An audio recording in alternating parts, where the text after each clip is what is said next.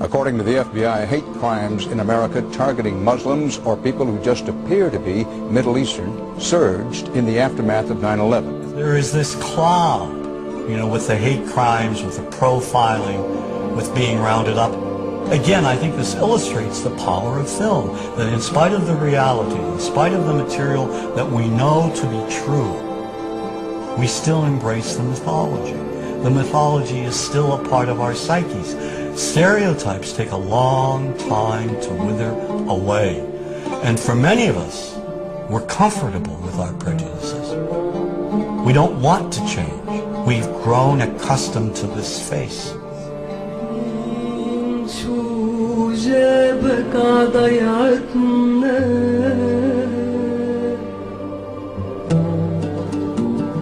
When we think of Arabs, what do we see? What images come to mind? Do we see actual people? People who, despite real cultural or geographical differences, do pretty much the same things that we do. When we think of Arab women, what images come to mind? Do we see women who laugh and play and who adore their children? Women who work in the home as well as outside? Would it come as a surprise to know that in many Arab countries, a majority of college students are actually women? What's our immediate image of Arab men? Do we see loving fathers? Men who want to provide for their families? What about Arab teenagers? Do we see them the way you would think about teenagers in other parts of the world? Then there's religion in the Arab world. Do we see it as all-encompassing, dominating everything else? Do we know that even though faith is quite secular, when we think of Arabs and religion, does Christianity come to mind? Do we remember that there are over 20 million Christians in the region who have lived side by side in harmony with Muslims for centuries? To their credit, some filmmakers have shown Arabs and American Arabs in all their complexities. An excellent way to shatter a stereotype is through laughter, through comedy.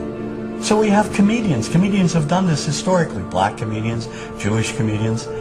So we see Arab comedians doing this, and this is one way to release the tension. My name's on a credit card, true story. Guy behind the counter picked up my credit card, sees the Olive card, looks at me all weird. He's like, hey buddy, what kind of name is, that?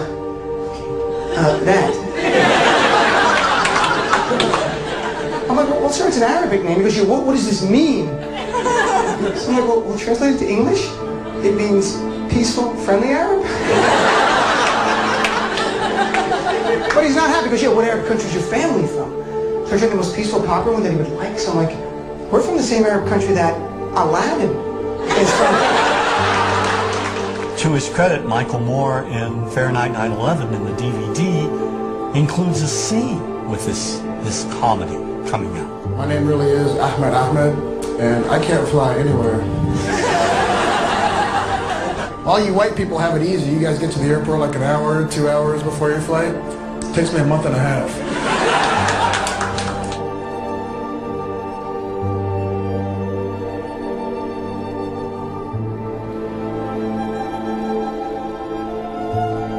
Nous vivons dans un monde qu'on peut critiquer, qui est le monde de la dérision. Vous le savez bien, et dans les médias, je dirais le monde de la dérision, on se moque de tout. Le fait que ça se fasse me satisfait. Parce que ça veut dire que nous avons, qu'on est libre. Peu à peu... Il faut qu'on soit beaucoup plus sage que ça, qu'on rentre pas dans ces provocations. Et c'est pour ça que... C'est l'autocensure, ça, Jamel. Tu comprends ce que je veux dire? Si on commence à pas faire de dessin pour pas choquer les musulmans... Non, si on fait... Pour moi, c'est de l'autocensure. C'est la fin de la liberté d'expression. Pour moi, la liberté d'expression, la liberté d'expression et le respect font partie, sont mariés ensemble. Moi, je suis pour la liberté d'expression. Mais si je vais blesser une personne, pourquoi blesser la personne? Non, mais si moi j'ai envie de faire une caricature sur Mahomet ou sur un rabbin ou sur Jésus-Christ, il faut que j'ai le droit de le faire. Tu comprends? C'est ça la France. Quand tu sais que tu vas blesser 10 millions de personnes, pourquoi tu vas les blesser? Pourquoi? C'est la liberté, c'est ça. C'est la liberté de...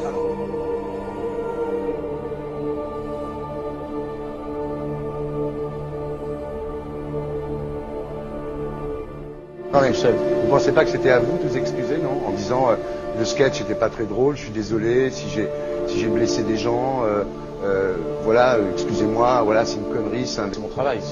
Mais vous referiez pas le même sketch quand même? Mais le spectacle que je fais reprend en grande partie les lignes de ce sketch. Mais il y a un truc que je comprends pas sur cette affaire, c'est qu'à aucun moment vous avez senti le besoin de vous excuser et que vous en avez rajouté. C'est tellement surprenant, c'est tellement inadmissible que j'en suis choqué, voilà. Dans un pays où on peut parler, on peut s'exprimer. Et là, pourquoi tout d'un coup, sur un sujet, on ne pourrait pas s'exprimer sur ce sujet? Vous savez bien pourquoi on ne peut pas s'exprimer. Pourquoi? Parce que dans ce pays, on a envoyé pendant la guerre des juifs dans des chambres à gaz et que ça crée un petit problème quand même. Vous voyez ce que je veux dire? Dans ce pays, on a envoyé pendant 400 ans des centaines de millions de Noirs. Il y a eu 400 ans d'esclavage et pourtant, ça n'a pas empêché Michel Leb de faire un sketch qui m'a fait marrer. Où il faisait un Noir et à la fin, il faisait un singe en parlant des narines, en parlant des lunettes. En tout cas, lui, il n'a pas été interdit d'exercer son travail. Il a même eu la Légion d'honneur. Quelqu'un qui a toute sa famille qui a été exterminée dans un camp de concentration et qui voit quelqu'un à la télé qui dit Israël, vous vous rendez compte? Je sais pas. Mais on va. Il y a des moments où même si on connaît les gens, même si on les a invités, on leur. Et c'est pour ça que... C'est l'autocensure, ça, Jamel. Je comprends ce que je veux dire. Si on commence à pas faire de dessin pour pas choquer les musulmans, non, si on fait... C'est de l'autocensure. C'est la fin de la liberté d'expression. Pour moi, la liberté. Et là, pourquoi tout d'un coup, sur un sujet, on ne pourrait pas s'exprimer sur ce sujet? Vous savez bien pourquoi on ne peut pas s'exprimer. Pourquoi? Parce que dans ce pays, on a envoyé pendant la guerre des juifs dans des chambres à gaz et que... Deux poids, deux mesures. La liberté pour tout le monde. C'est-à-dire? La liberté pour tout le monde. Il y a une personne comme Dieudonné qui a fait un rabbin, enfin qui a fait un colon juif, etc. Tous ces DVD ne sont plus dans les pactes. On l'empêche médiatiquement, on ne le voit plus. Alors que lui, c'est un comique. Plusieurs lois qui ont été faites contre l'antisémitisme. Et moi, je fais un appel aujourd'hui de faire une loi contre l'islamophobie.